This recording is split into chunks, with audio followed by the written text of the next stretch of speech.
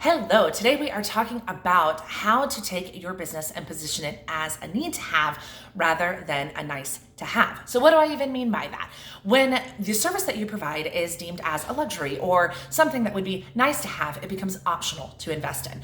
When the service that you provide is something that is mission critical to your business and to your goals, it no longer becomes optional to invest in. It's how do I find a way to invest in this? And that's exactly what today's video is about.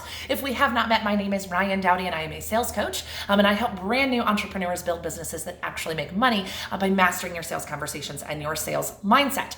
So nice to have versus need to have. Let's dig into that for a few minutes, if you will. So some of you feel like your service is a nice to have. It would be nice to hire a copywriter, or it'd be nice to have a bookkeeper, or it'd be nice to have a digital marketing strategist, or it would be nice to hire a business coach, or it'd be nice to hire a health coach or a life coach right now. And that is genuinely how you feel about your business. And I want to encourage you to shift into the reasons why people need what you do. Not they would like to have what you do, but they would need what you do. So I'm going to just walk you through some examples. Hot seat style coaching is one of my favorite things to do, which is really just walk through examples. So if you are a life coach who helps people deal with tough situations, I would argue that what you do is no longer a need to have or a nice to have, but a need to have, right? If people are in chaos, if they are in crisis, if they are losing their jobs, if they are hurting in some area of their life, now more than ever, they need a coach, they need support to walk that through. So when you're having conversations, when you're talking on social media, when you're connecting and networking and talking to people, you need to start positioning yourself as the solution to the chaos in their mind, because that's the problem that you solve, right?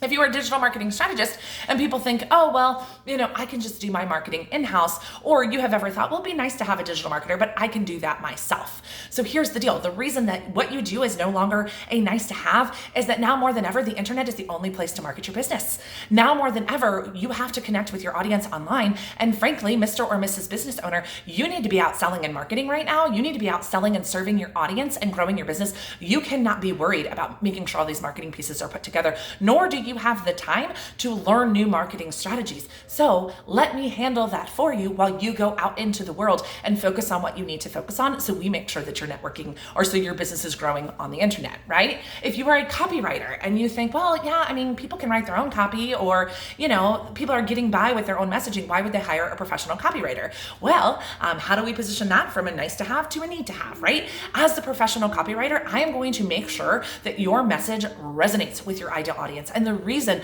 that is a need to have right now is because there's a lot of noise out there. People are being inundated everywhere with messages. There's more time spent online than ever before, and you need to connect, and you don't have a lot of time to do that. By hiring a professional copywriter, I'm going to work with you to better understand how we can talk to your ideal audience, so we can pull them in faster, get their attention faster, and ultimately convert more customers for you. I hope that you're seeing this as I walk through these exercises and these ideas, why it's so important to start shifting the messaging and the way that you're talking about your services, both in your networking conversations, in your social media content, and then most importantly, in your sales conversations, to make sure that people know that your business is no longer an option, right? Let's talk about it. If you're a virtual assistant, a VA was a nice to have before. It'd be nice to have an extra set of hands in my business. It would be nice to have somebody help me with some of these things. It would be nice to get some of these admin tasks off of my plate, right? But now, again, even if you're an online only entrepreneur, there's a lot of noise. There's more time than ever to compete. You need to be out serving your audience. And if you're in here checking your email and managing your calendar